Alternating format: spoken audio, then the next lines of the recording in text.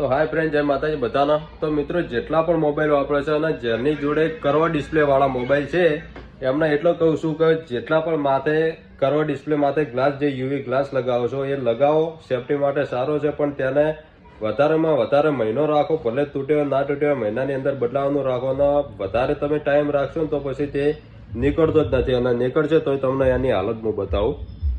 વધારે ટાઈમ રાખશો ને તો આવી હાલત આવે। જુઓ, ઉપરનો મોબાઈલ છે રેનો 10 ને માથો ભાઈએ યુવી ગ્લાસ લગાવ્યો તો ખાલી ચેન્જ કરાવવા આવ્યા હતા, એટલે મોબાઈલ હોય મૂકીને જ જવું પડ્યું। નેટ આટલો ઉખડે જ છો, તોય આટલું રહી ગયું છે। કા સાથે વાગતો તો એટલા માટે પડી રાખ્યું છે, અને માથે સ્ક્રીનની હાલત તમે જુઓ ખાલી।